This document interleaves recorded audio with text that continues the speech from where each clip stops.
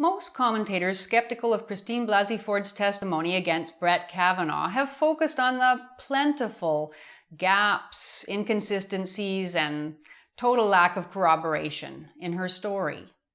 But relatively few have said that even if evidence could be found that something happened between Kavanaugh and Ford, he should still have been confirmed as a Supreme Court justice. And that's my subject on today's Fiamengo File.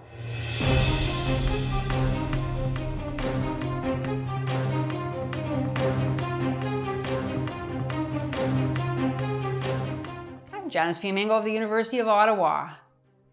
We are undoubtedly in a believe survivors moment, and even self-proclaimed conservatives, civil libertarians, non-feminists, and scientific rationalists have been deeply corrupted by it, regardless of the fact that the presumption of innocence squeaked a win out of the confirmation hearings. Overall, the trend now is towards punishing more and more men in situations where it can never be known what really happened.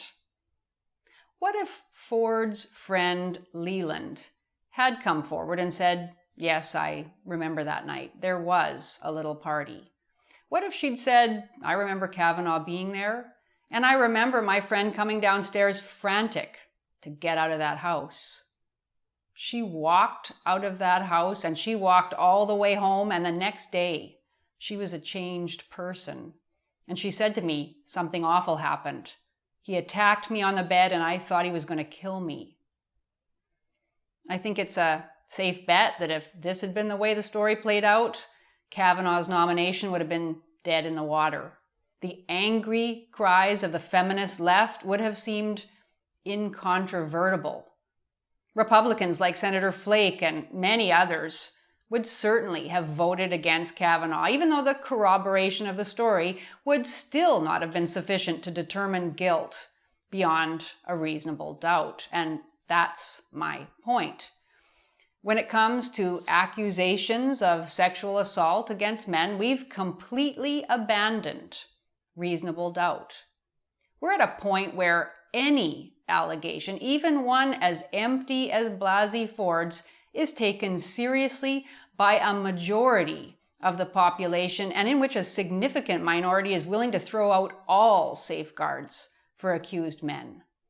As radical feminists keep on pushing the idea that women should be believed even in the absence of any evidence, well, it starts to seem reasonable to believe women if there is just a little evidence. And how morally demanding we are when the subject is a man's potential violation of womanhood. Kavanaugh and Ford grew up at a time when alcohol consumption and wild partying were the norm. Even the good students from good families drank to get drunk and engaged in irresponsible sexual behavior, and the only people who objected at the time, the religious right, were mocked and derided by the very same type of people who profess to be so concerned now. The former apostles of sexual liberation are now adamant that we have to inquire into the murky depths of a man's past attitudes and expressions and lapses in decorum, as if those tell us anything useful about his ability now to serve on the Supreme Court or anywhere else important. Of course, the upholders of righteousness don't believe we should ever delve into a woman's lapses from perfect decorum and chastity when she was a teenager. No. We're only interested in whether the man lapsed or might have.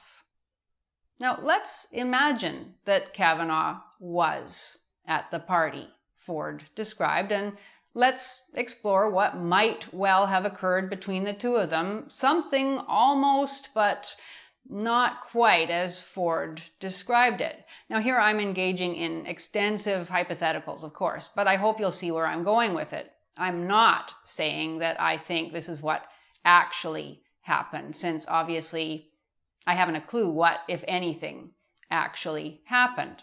But here goes. Let's say that 15-year-old Ford was a little more drunk at that party than she says she was. Let's say she had 2 beers on an empty stomach, and I can understand why she would suppress and misremember how many beers she had 36 years later. Let's imagine that she flirted a little bit with the 17-year-old Kavanaugh before the alleged incident.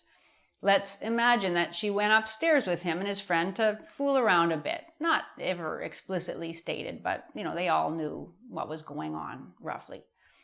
All 3 would have been laughing. All 3 were high on youth and music and hormones and alcohol and maybe even a little marijuana. Then things got somewhat out of control. Kavanaugh started kissing Ford on the bed, thinking that's what she wanted because she'd been leading him on.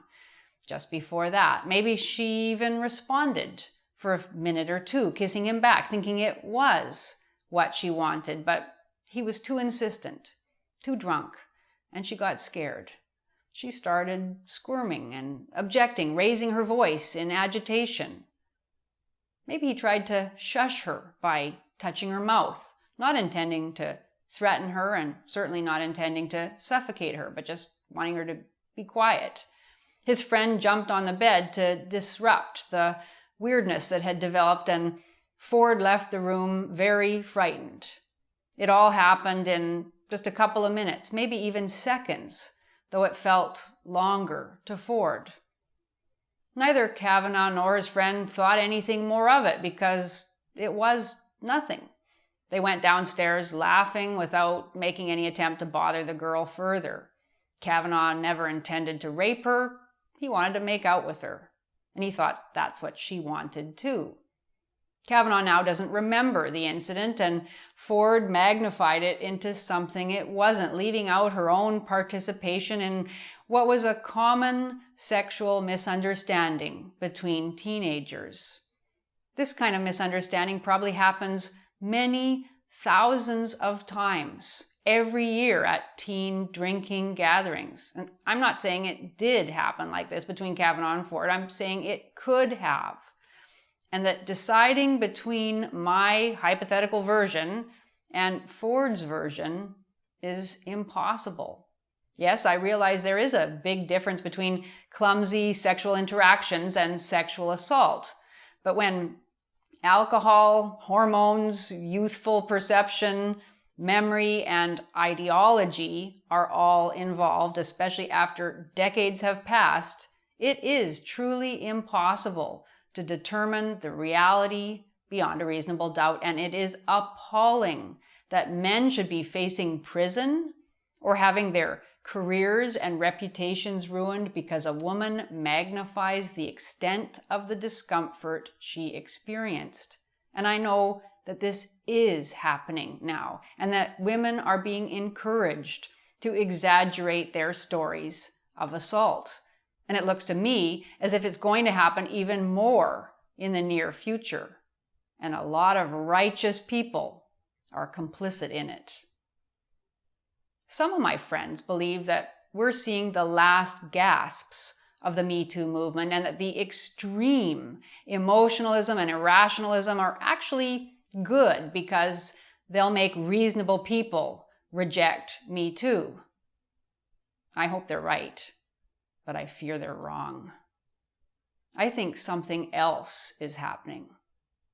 I think that no matter how many times feminist statistics about rape and feminist claims about rape culture, no matter how many times those are debunked, the feminist message is seeping into our bones that men are bad and need to be punished, and that women never lie about or even misremember such things.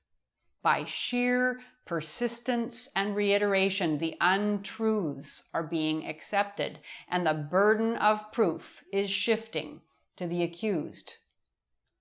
It's a scary time. Maybe it's already too late to reverse course, but it's definitely time to fight hard for the rights of accused men, because if we don't hold on to that, we lose everything.